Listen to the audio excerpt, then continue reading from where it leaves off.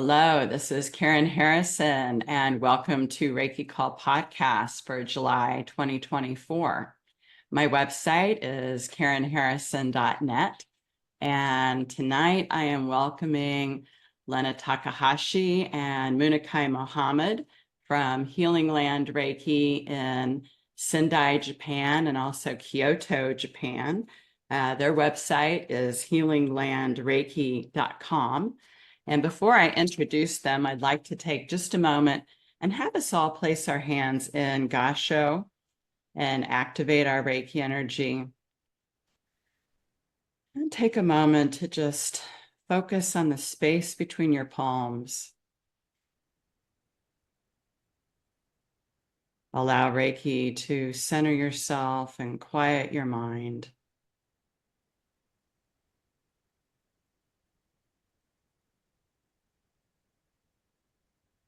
Focus on peace within.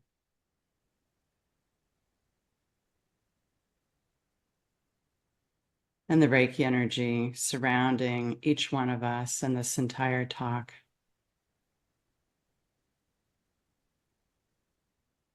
Feel the Reiki energy flow through your hands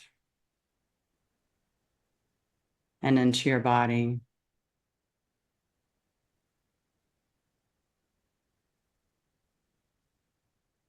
Intend that the energy flow up into your crown and then down through your body and out your feet to the earth, connecting you firmly to the earth, centering and anchoring you in a space of peace.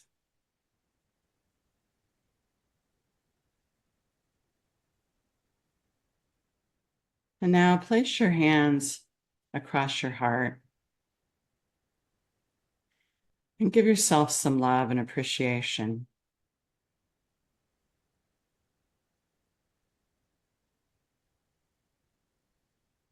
Feel the Reiki energy flow into your heart, warming your heart and helping you to remember your love for you.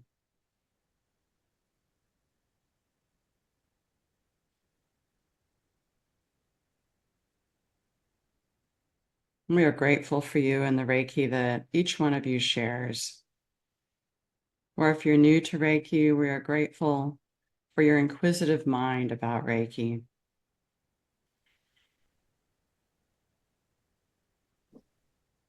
And we see Lena and Muniqui blessed. And each one of you on the recording now and that will listen to it later. And so it is, blessed be.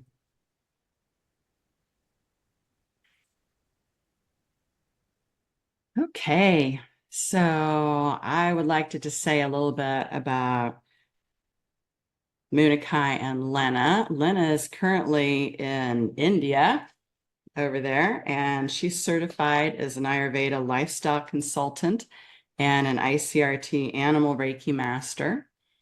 Muniqui is a spiritual life coach with a cultural connections specialty and a certified Reiki healing drumming instructor. He hails from Phoenix, Arizona, and been living in Japan for over 20 years, if I remember correctly, both of you. Is that correct? 26 years for myself. Wow. And 21 for me. Wow, that's a long time. So we have some Japanese experts here. So they started Healing Land Reiki in 2016 to share the evidence-based benefits of Reiki with people who want to improve their lives. So welcome. Thank you. Hello, everyone. Thank you, Karen, for having us. And looking forward to spend some time with all of you. Yes, welcome, welcome. So how did the two of you get involved with Reiki? Okay, Monica, go ahead. Around 2001 or 2002, I was walking through a bookstore just looking to see what was going around in the English book section. And I came across the original Reiki handbook by Mikao Usui and that Arjava Petter had published. And I picked it up and I didn't just looked it up and it said, and the voice spoke to me and said, quote, get this will come in handy later. And at that time, I had never heard of Reiki. And so, having had a spiritual background, I trusted that instinct and I bought the book and I put it on my shelf and it stayed there for about 13 to 14 years. Oh.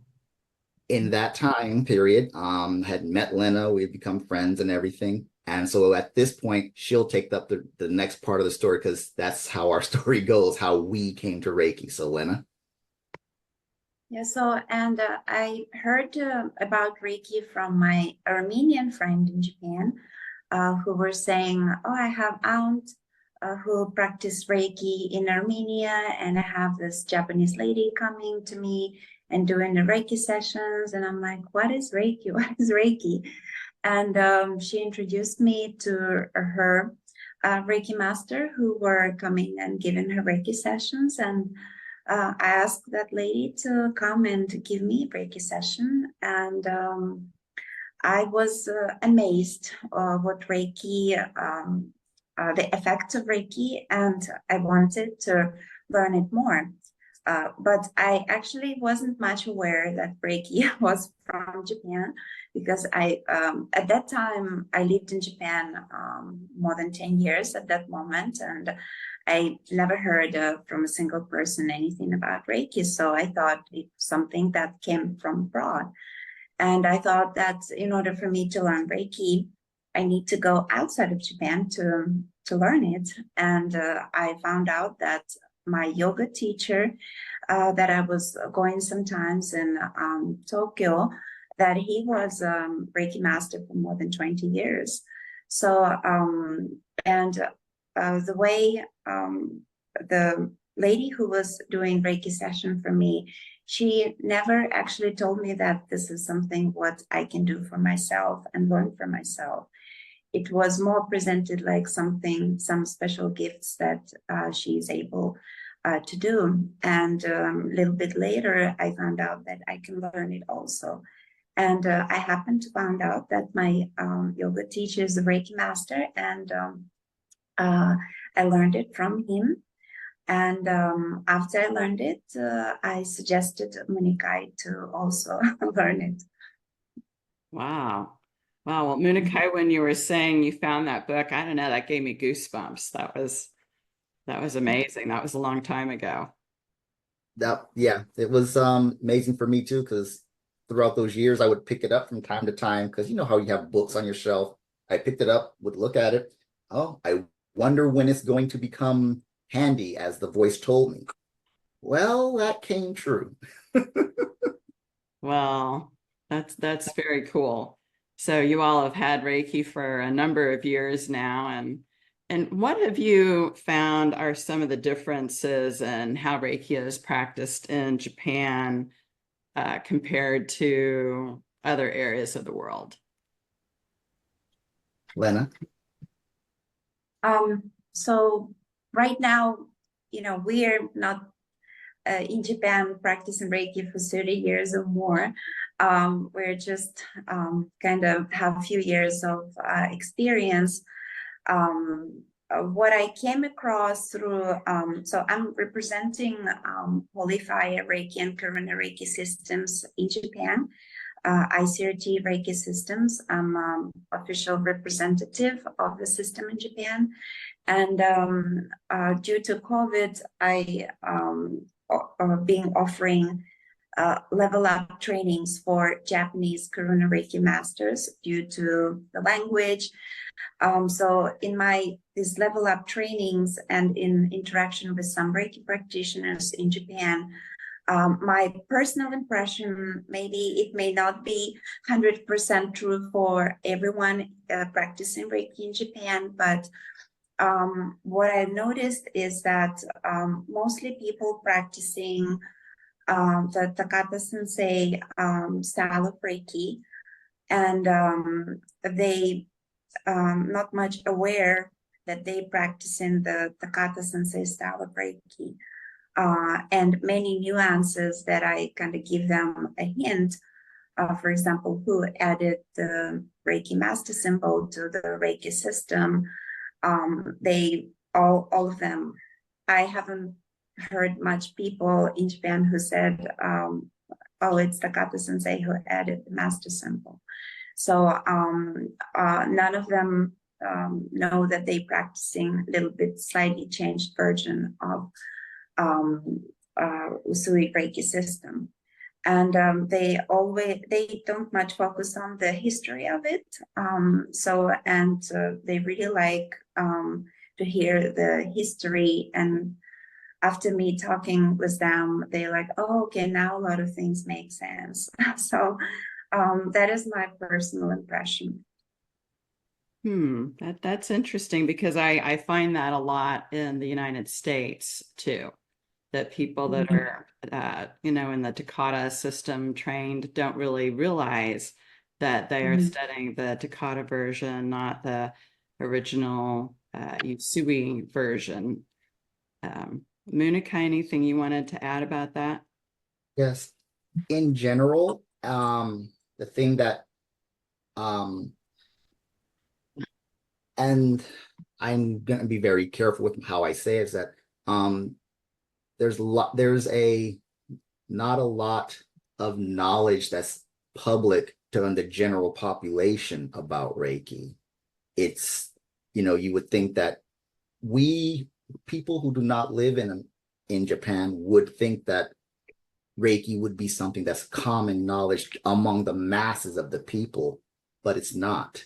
So Lena and I find ourselves having to explain like basic, like what is Reiki, where is it from, like things that you wouldn't expect.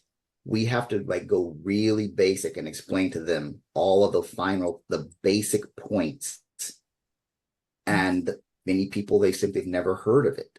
And of course, we understand why that has happened.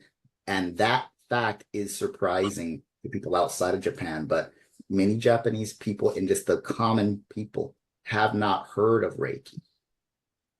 Mm-hmm. Yeah. Isn't there also something with the word Reiki that is potentially a little challenging for Japanese? Yeah, so the word, so just kind of wanted to add to what I said previously. In my experience, I feel it's more easier to speak about Reiki with Japanese generation somewhere who are in 70s and above. When I speak to Reiki about to Japanese more like younger generation, they more tend to think that I work with ghosts, and I let's say like I would do a spirit release on them, or so they automatically ask me, oh, do I have something stick on me? Like, can you take it out, or do you see something on me? So they more like take it that way. While when I say when I work more like with my clients, like parents, for example, well, for them, they're like, oh, I remember being young, like I would go to chiropractor who also would do hands-on healing. So apparently, it's feels like more older generation, they have the concept of hands-on healing, whether it's Reiki or whether it's any other form of healing, but they feel quite receptive and there is no resistance to it. While it's a little bit challenging, more with younger generation. So I'm currently thinking how to present it, how to present Reiki in a way in Japan that it's more receptive for a younger generation. And Japan is a little bit slow. You guys in US or in West, other like countries, you're such advanced with various techniques, various trainings for self-development. For Japan, it's takes a lot of time to implement some new like self-development like system, and it takes time to promote it in Japan due to language and also due to various reasons. So I feel like Reiki was at peak at some point. Now it seems like a little bit down, but I feel like it's going to come back at some point back again, and people will take it more seriously and practice it more in depth. Mm-hmm. Well, that's wonderful that you all are spreading the news about Reiki in Japan to the Japanese people, because we know from our history that after World War II, Takata was saying that there wasn't any Reiki left in Japan, and that didn't turn out to be the case. But oh, and Lena, now you've turned sideways.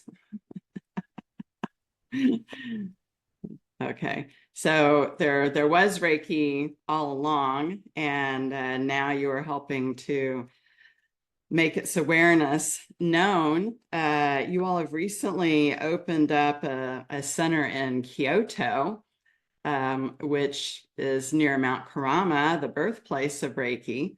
Can you tell us about your new center in Kyoto? Take it, Lena.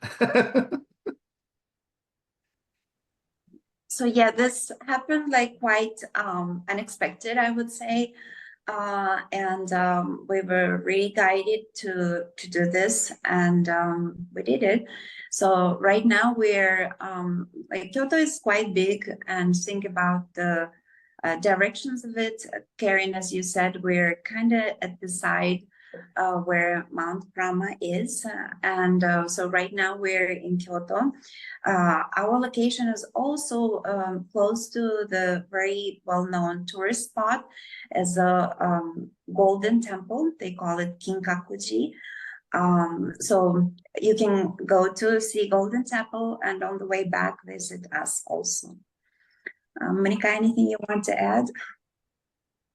I want to add that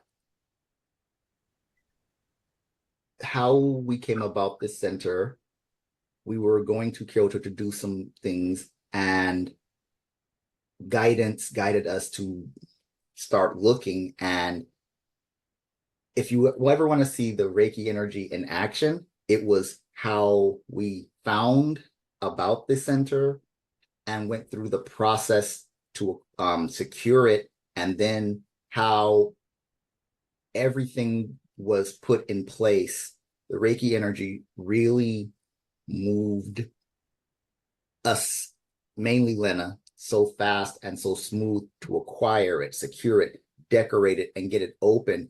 I personally am in awe of it, at how fast and how beautiful it looked. And that's not just because it's ours, but I would say that if I saw anyone else's place, how fast and smooth it went. It wasn't easy, but that was, to me, that was a big example of the divine intervening and saying, we really want you all here. And even the accessibility, there's like, Lena, is it correct when I say that there's like a bus stop, a couple, like, just a short walk away from us that goes right to Mount Kurama? Yeah, twice a day. It's not much. There's bus that it's like 20 minutes ride, directly gets to Kurama, or we can take a short ride and hop on the train that goes to Mount Kurama. So it's like that direction of Kurama, where to go. Yeah. Wow. Well, that is amazing to be so close. And two of you are teaching classes in English and also Japanese. Is that correct? Yes. Yes. I teach classes in Japanese and English. Muniqui mainly teaches in Japanese. He sometimes assists. In English. Oh, in English. I teach mainly in English and I assist in Japanese. Yeah. Lena's Japanese is, even though I've been in Japan longer, her Japanese is she can teach in Japanese, no problem. Okay, Yeah. good. So about our location, so I wanted to add finding actually a place to live, like renting something in Japan is quite challenging, being a foreigner. So especially when, okay, you have this white girl and you have this black guy, want to rent a place, that's already challenge number one. Then you have business, you have to get permission to be allowed to do business. Well, what business do you do? What is Reiki? What is this stuff? So it's almost like I've tried many times to rent some vacation a year ago. I was not successful with that. And the way we just looked at this place where we right now, and we were accepted like right away.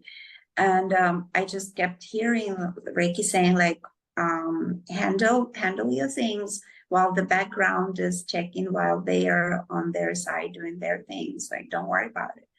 And just like there was no problem. And so I'm quite like, wow, this is example when Reiki is moving you to your path. There is like not much resistance around. So yeah, we are quite grateful for this falling into place, and we're really happy that because apparently there's not much English-speaking people in Japan who offers Reiki training. So I know that a lot of people searching to get their Reiki training in Japan or their Reiki sessions, but due to the language barrier, they are not able to do it in Japan. So we're really happy to provide that for people. Well, that's amazing. What a very cool story. And what services are you all offering at your new center in Kyoto? We're offering all levels of training. So Reiki 1 and 2, Reiki Master training, and Karuna training. Of course, we are Holy Fire Holy Fire trained. So our master classes and our Karuna classes are with Holy Fire Reiki. And in the future, we will be, of course, in the future, I will be offering drumming classes, but at this current moment, we also are doing sessions. We also offer pair sessions, meaning like the two of us together to do Reiki on one client or even a couple at the same time. That's something that we can do. And Lena, what other we have a lot going on. So Lena, what other things that we have on the list? Because I forgot a few things. Yeah, so we also currently offering Reiki training on Mount Brahma. We have built a long relationship with the facility that allows us to hold our training on Mount Brahma, where you stay, so you don't need to think about your food, your hotel, or anything. You just sign up for our class. This is a special class due to the weather condition and facility availability.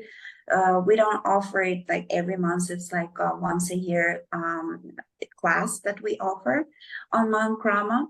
And also in the future, we're planning to do like very short like retreats, like let's say 1 day retreat, 1 night, 2 days retreat, or a little bit longer retreats like 5 days. That's a special event would be happening like once a year, but thinking about 1 day, 1 night, 2 days short retreats where you can stay on Mount Brahma and experience the energy and actually be there. That is amazing. The energy at Mount Karama is so beautiful. It's so light, and you can feel the prayer consciousness and the Reiki energy there so powerfully. Mm-hmm.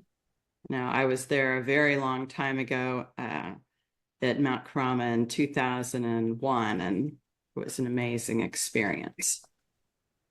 Mm-hmm. Yes. We tend to say that the mountain is called, we say that the mountain is calling you, because whenever people come and they visit the mountain, they say that I felt drawn here. And it really is a special place to visit, and it holds a specialness for Reiki practitioners, but it also holds a specialness for Japanese people for other reasons.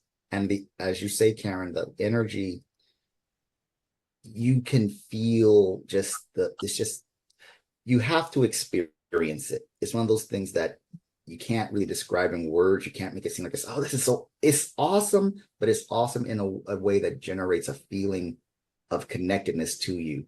You'll know and we speak about the mountain said, and the mountain, you really feel it in your heart and soul. Mhm. And so, yes. Wow, that's amazing. What other things do you all love about visiting Mount Karama? What does it do for you when you go there? I just want to add just one thing just about Japan in general. Japan has so much various spots like Mount Krama. Um, of course, I haven't traveled each corner of the world, but I feel that there's so many locations in Japan, and they vibrate very strong, very different than any parts of the world, and it feels like they promote a very deep healing by you just going there. And I feel that people who come to Japan, they're very guided to come to Japan. It feels like it's a country that, unless you have a special invitation from the country and from the location you're going, you're not able to make it. That's my personal observation. And if you made it to Japan, and then there's a personal invitation of each place you intend to go. So I feel that Mount Krama is one of the location that you need to have a special invitation. So when I personally, why I like to stay on Mount Krama and have classes, because during the day, energy of the Mount Krama changes. And let's say in the morning you walked, you had a one feeling, it had a one kind of effect on you. Then during the lunchtime you go, it feels different. In the evening, it felt different. So that's why I like to stay there and experience it once, like few times a day. We sometimes go to the deeper parts of Krama. I personally, when I go there, me and Muniqui, we first went to Mount Krama when William had his first class on Mount Krama in 2017. That's when we first took our Holy Fire Karuna Reiki training. And prior to that, me and Muniqui haven't been there. So that was maybe, if not William's class, I don't know if we would ever go there. And we spent 1 week there, completely like outside of the busy world. And we were in such a peace. And each time I go there, I feel like, okay, I came home. This is a place where I can energize, I can heal, I can be empowered and go back to my daily activities, to a busy world back. Wow. Well, that's amazing. Ah, Muniqui, how about you? Anything you want to add? The mountain really, it I get tongue-tied when I think about the mountain, because I can't add anything to that. You really feel like you have come home, and you don't want to leave, but you know you have to go back and take the energy of what you've got and take it back to the rest of the world, because we can't just go there and stay there unless you buy a house there, which good luck. But it's important to take what you get from visiting the sacred site and take it back and then tell others, because I'll say it this way. Reiki practitioners who we talk to, when they were Reiki practitioners, but then they were Reiki practitioners who visit the mountain. They say to us, we feel changed forever. That's what they say to us. And we understand that because we feel changed. There's a difference from visiting the mountain that when you come back, I don't know if you can say it deepens your connection, it grounds you more, or expands you more. I don't know the language to say it, but something is special that happens when you visit the mountain. Mm-hmm. Okay. Yeah, Leela says she'd like to hold up her Fuji bag later. Okay. All right. Well, go ahead, Leela.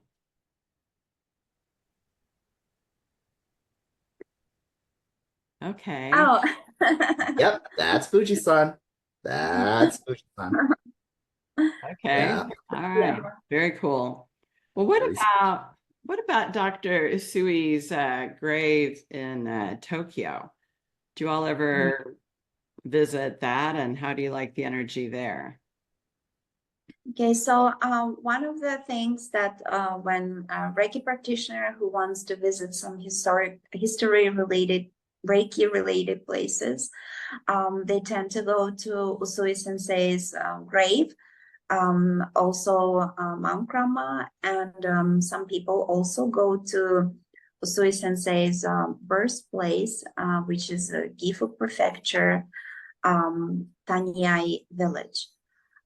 So people usually start from Tokyo. That's where Usui Sensei's memorial. And for past few years, there has been increase into people who visit the graves, and there's tours that has been tours organized by some people who take people to Usui Sensei's grave. The things for people to understand is that this is a cemetery, and the temple that's there is not a tourist temple. This is a temple that kind of belongs to the cemetery that serves the cemetery. And the temple and the grave itself are supported by, how do you say in parishioners? Monica, how do you say in English? The people who, yeah. Parishioners. So the people who have their family placed in the cemetery, they are the one who's supporting the temple and things. So it's not uniquely for Usui Sensei's grave next to him, other people's grave behind him. And so, of course, the temple prefer people not to visit the location. Because due to different cultures, there's many cultural differences, how you behave in the cemetery in each country. So there's some etiquette how to behave in Japanese cemetery, and not all foreigners have a concept of it or knowledge of it, how to behave. And unfortunately, some things, doing some things that have been upsetting the temple owners. So if you happened to, so that many people have been done unpleasant things there that right now currently, people wouldn't want anyone to go there. But if you want to go there, you suggested to go by yourself. Go there, put your hands in gassho, do not chant, do not send Reiki, do not do any rituals there. Just put your hands in gassho, give thanks to Usui Sensei, and within a few minutes, leave the cemetery. Do not hold any, do not eat there, do not clean, do not bring any flowers, do not bring anything. Just quickly come in and quickly go out. There is no guarantee that that will be successful for you. once you will be spotted entering the place, you may be asked to leave. However that will go, or you will be watched until you leave. Unfortunately, that's the reality currently, right now. And do not record, do not take pictures, do not actually have your phone in your hands with you.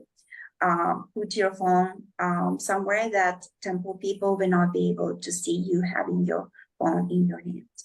So that's a current kind of heads up from the location.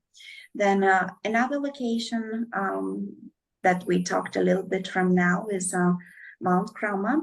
It's free for anyone to enter, and but people need to understand that Mount Krama is not the Reiki mountain. It's just happened to be one of the locations that Usui Sensei happened to have his experience.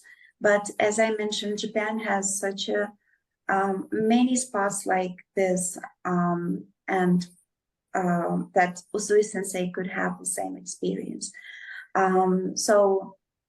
If you go to Mount Krama, do not expect some Reiki relations to it. Do not ask temple people about, oh, did Usui Sensei come here? Did you see him? Or something like that. So they kind of tend to be very rough about, we're not a Reiki mountain. So, but you can go to all spots on Mount Krama that's allowed to be visited, and just go there and experience Reiki for yourself. And the third location that I mentioned is the birthplace of Usui Sensei. From Kyoto by bullet train is like 30 minutes to the Gifu city. And from there you need to take 1 hour like by car or by bus to go to the village. And they usually ask if you want to come on tour or if you want to visit the location. There are people who are taking care of the place is Tanyai Reiki organization. If you're interested in bringing some groups there, they don't want a group of foreigners just randomly come and hang out around the village. They want it to be organized with transportation. You come by organized bus, you've been taken to the location, and you can also have a ceremony with the priest there. The priest usually not there. It has to be a pre-organized trip if you want to do that. But currently, the Tanyai Reiki organization asking people to come not on the separately organized tours. They want you to come on the specific day, which is 15th day of each month. There's like in the morning priest having ceremony there, and anyone free to join, and they want you to come on that specific day. If you have a big group, then it's a time for you to discuss it and if there's any availability to do it on the separate day. But currently, the day of the 15th of each month. You can go, and what's special there, it's a place where Usui Sensei spent his childhood. This is a temple where he would go. It's a small Shinto shrine. You can see, so Usui Sensei donated a torii gate in 1923, 1 year after his experience, when he received a gift of Reiki on Mount Krama, and he donated torii gate to the temple, and his name and the name of his brothers are inscripted on the torii gate. So you can kind of go and see the evidence that Usui Sensei was a living person. He is real. Yeah, so those are the 3 locations that people like to visit. In short, from me. Well, thank you. That's amazing. Do you think that you'll be planning any group visits on the 15th of the month sometimes? Yes, I'm working on currently structuring our website. So we maybe starting from the next year, we'll be offering group tours to Tanya, because it's quite challenging to go by yourself. So unless you're very familiar with driving or things like that. So yeah, sure. Yeah, so stay in tune for our newsletter and things like that. Well, that sounds very exciting. Yes, traveling in Japan is much easier if you have someone to help you get around and tour and navigate the trains and all of that. I remember when I was there in 2001 and there just wasn't any English around, and I was rather nervous the whole time, thinking if I get lost, I will be just lost forever. I won't be coming back. We are here now, Karen. So you can tell 2001 self to we're here now. So take Oh, care. I know. I've been back within the last couple of years, at least to Tokyo, and there's plenty of English, and it's much, much easier to get around now, at least in Tokyo. Yeah, and technology now is very advanced, and you have Google Maps, you have this translation services available like Google Translate, where you can speak and so on. So traveling around the world right now are much easier compared to 20 years ago. So I came to Japan in 2003, and there was no English. People don't speak much English in the area where we live. So I had to learn Japanese without any internet translations and things like that. So kind of old school. So yeah. Wow. Yeah. Mhm. And English is not your first language either. So you've Yeah. Yes. Well, Yes. I'm wondering. Go ahead. Mhm.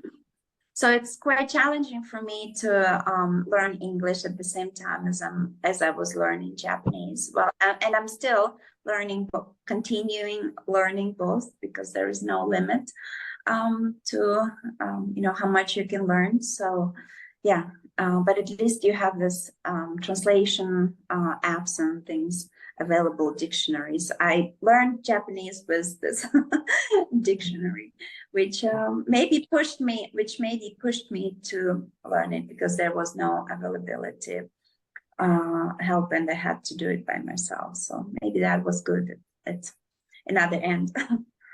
Amazing. Well, I'm wondering if any of the listeners have any questions for them about Reiki in Japan.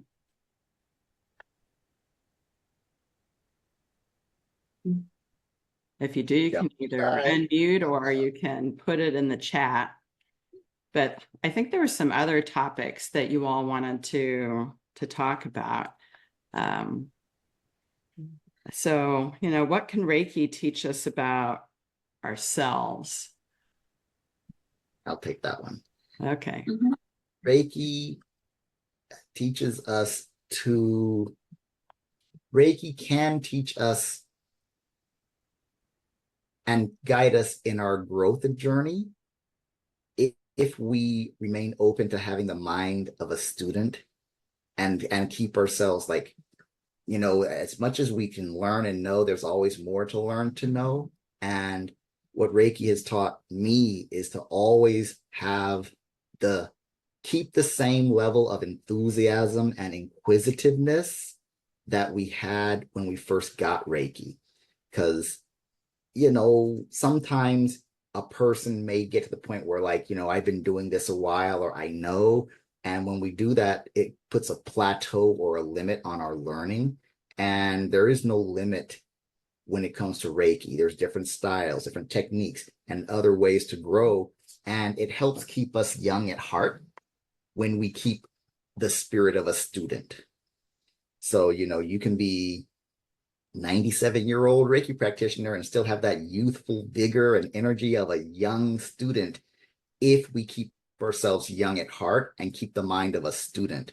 So even though I personally, yes, excuse me, I've been a Reiki master since 2016. I don't ever really say that. I say I've been practicing Reiki. I'm a practitioner, and that has a gives a.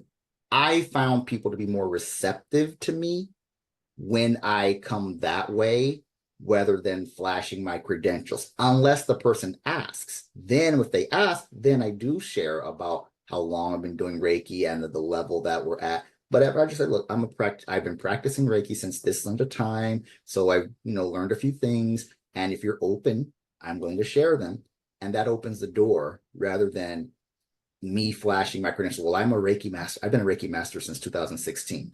And then going from there, I have found I've gotten much more open receptiveness when I put a little humility and humbleness on myself and how I present myself. And so I like that Reiki keep me in the mind of a student studying to learn and grow. Mm-hmm. And does Reiki help you to continue learning about yourself, about life, like life tools and things that you can use? Definitely. Definitely. Been doing it. Life tools about not taking myself too seriously. Remembering that sometimes you have to, the practice of I'm not in control, just give the Reiki energy and let the Reiki energy work it out. It keeps me from having that busy mind of I have to do it. It's like, why don't I give this to the energy and then I pull myself back and let's let it work it out for the highest good. That's one thing I've learned from myself. Okay. Anything you want to say on that, Lena? Wait, I actually don't know how people live their life without Reiki. Yeah, honestly, I don't know what I would be doing. Just looking back my journey since 2016, my first Reiki session maybe was 2015. And looking back from that, I don't know how I would live my life without Reiki. And for me, it helps me to hear the guidance that maybe was not able to hear before receiving Reiki. And my first experience with Reiki session was that I got like 6 months plan from now on what to do. So my first Reiki sessions, it was like a big download. Okay, this is a plan for 6 months from now. This is what you do. Stop doing this, do that, do that. So, and it's still true till now that Reiki helps me to hear the guidance, and sometimes it doesn't make sense. I'm not agree with this, but I'm like, okay, I'll trust it. And usually when I trust and allow the guidance to come through, I see the outcome maybe a few years later, not right away, but just having the trust that Reiki knows better for me than I do for myself. I think that's very well said. And Leela was agreeing that comment about, I don't know how people do life without Reiki. I have thought of that many times. I think for a lot of the different challenges that I faced in my life, that it would have been much messier and probably would have spent a lot more time in therapy without Reiki. Sometimes I wonder if I would even be here without Reiki. But, Reiki just helps with everything, the guidance, harmony, family reunions going well, vacations and travel going well. I mean, there's so many daily uses of Reiki. Mm-hmm. So what do you all see as some of the unique benefits of taking Reiki training in Japan? Mm-hmm. Yeah. Okay. Because Reiki originally is from Japan, there are certain cultural skills and knowledges that you simply need to have some Japan experience to understand. And being here, breathing the air, walking the streets, and really being in the energy of the country in general, then in Kyoto, its city itself, and then the mountain really has a way of you can say, I have a better you have a better understanding of Reiki when you can come to the land where it's from and experience the flow and some of the harmony that is Japan. And I'm not to repeat myself, but it has a way of deepening your appreciation of the knowledge of Reiki. And when you go back to wherever you're from, you're able to then put it in your own words. And it has a way of altering your vibration. Being in Japan and taking your Reiki training or Reiki sessions in Japan, it just simply you have a different vibrational effect on yourself and other people. They tell us that when they go back, their friends saying, you feel a lot more you, or there's something different about you. They say, I went to Japan and I experienced this in Japan, the land of where it's from. And so even I sometimes have a hard time explaining it, but Lena, you want to take any more of that? Because I just find it valuable and it can really enhance your life as a Reiki practitioner if you come here and get sessions and things. But Lena, sorry, go ahead.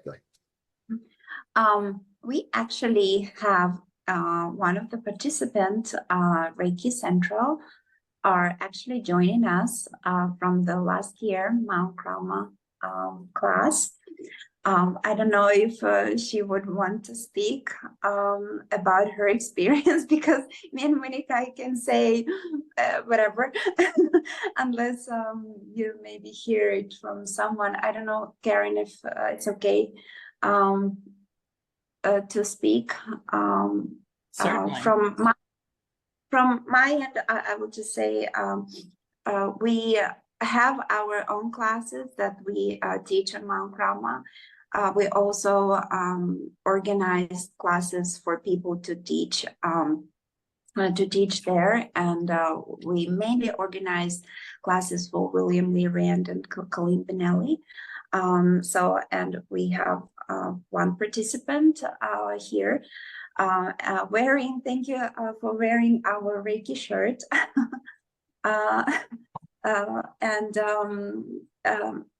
Reiki Central, if you would like to maybe say just a couple words about being on Mount Krama, going through the class, and just like in very brief. Sure. When I became Reiki attuned, William spoke about Japan, and I just felt this pull at my heart energy center. I was like, oh, I'm going back to Japan. I had been there numerous times before for work-related things, and it kept getting delayed because that was 2020, and kept getting delayed and kept getting delayed, which turned out to be a blessing. And then I'm on an airplane going to Japan. I was there for from March until May. And what Muniqui and Lena said is absolutely accurate. Being there is very, very different.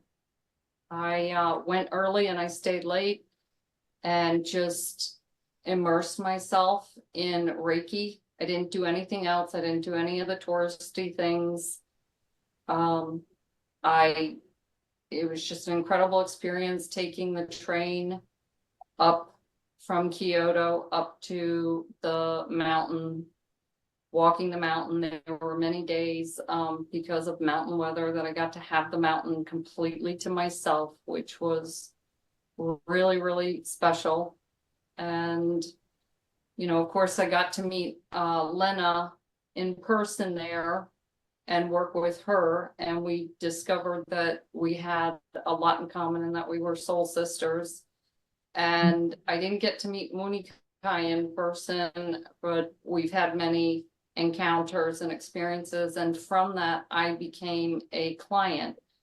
And almost weekly since June of last year, I have been receiving Reiki treatments from Muniqui and Lena in Japan. And, you know, there's a wonderful book that you can get at reiki.org that talks about Mount Karama with some of the history. And that was the one book I took because I was going to receive my manuals when I was there. And it was just fascinating to pore over that book and really take my time. And, you know, each day going up to the mountain and back down again when I wasn't staying on the mountain was absolutely phenomenal. And each time, because I've been there and I've gotten to experience it, what I so appreciate about being a client of Muniqui and Lena's is as soon as that Zoom room opens, like I'm receiving from the mountain right now from Japan, I can feel the energy difference. And when the opportunity presents, go. Take a class there, take it with Lena and Muniqui. They're experts and they really are an asset and a wonderful part of our community. Well, thank you. Yeah, that's Wow, amazing. thank you. Thank you so much for your review, wow, thank you. Yeah. So we are reaching the end of our time. Any last comments, Lena and Muniqui, that you all want to share? Just thank you for having us, and I wish each of you, unfortunately couldn't have time to speak with each of you, and I wish that Reiki will be keep shining its light on you, for your family, and everywhere you go, and in everything what you do. Thank you, Muniqui. We are looking forward to seeing you all.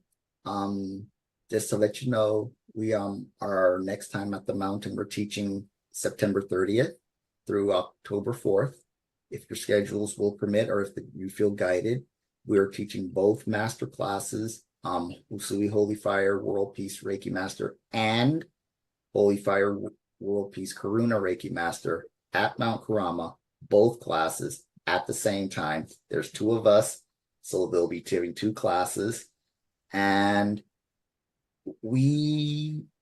so this is an opportunity for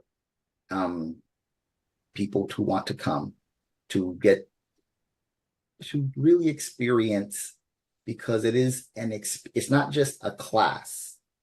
This is an experience. And as you just heard from Reiki Central, it is a life-altering experience. It life alters us, and that's not just a plug. It really does enhance and alter your life, and it's something that we would like to share with you all.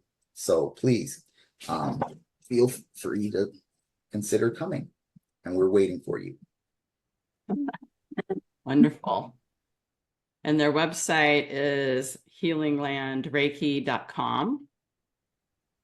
Okay, and I appreciate you all joining so much. My website is karenharrison.net. Thank you for joining for our Reiki call. If you would like the recording, you can check out my website a little bit later this week at karenharrison.net, or on my YouTube channel at Karen Harrison Reiki, or any of the places that you get your podcast. So thank you all so much. I appreciate you all and the wonderful work that you are doing, sharing Reiki in Japan and reaching around the world. Thank you. Thank you Thank all. you. Thank you. And thank you all listeners.